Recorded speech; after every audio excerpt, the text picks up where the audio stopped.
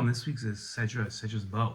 Watching the grass grow isn't a riveting experience, but in the land of Israel, especially in the desert where I live, we watch the growth of the grass very carefully. Israel's agricultural economy is completely dependent on rain, and a lush field of vegetables and even grass is important for everyone in Israel. As Jews, we believe that the rain in Israel is controlled directly by God, while the rain outside of Israel, God has been relegated to meteorological systems. Later in Devarim, we will learn that for the land you are about to enter and possess is not like the land of Egypt, from which you have come. There, the grain you sowed had to be watered by your own labors, like a vegetable garden. But the land you are about to cross into and possess, a land of hills and valleys, soaks up its water from the rains of heaven. It is a land which your God looks after, on which your God always keeps an eye from year's beginning to year's end. If then you obey the commands that I enjoin upon you this day, the mitzvos, loving your God and serving God with all your heart and soul, I will grant you the rain for your land in season, the early rain and the late. You shall gather in your new grain and wine and oil, and I will also provide grass in the fields for your cattle, and thus you shall eat your fill.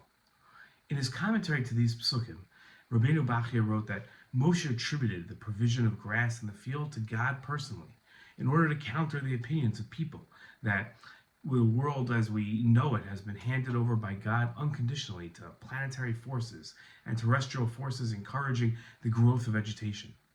Seeing that this was a widely held view, the Torah had to phrase some things in such a way that people will remember that it is only God who provides the celestial input, without which no growth of any sort will manifest in our world. In this week's Torah portion, we find a time when God directly controlled the rain outside of Israel, in Egypt. Moshe warned Paro that if you refuse to let my people go, tomorrow I will bring locusts on your territory. They shall cover the surface of the land, so that no one will be able to see the land. And they shall devour the surviving remnant that was left to you after the hail, and they shall eat away at all your trees that grow in the field. Shall cover the surface of the land, so that no one will be able to see the land. They shall devour the surviving remnant that was left to you after the hail, and they shall eat away at all the trees that grow in the field. And in his commentary to the plague of locusts, Ibn Ezra wrote that there was a lot of time between the plague of hail and this plague of locusts, for there had to be enough time for the grass to grow back.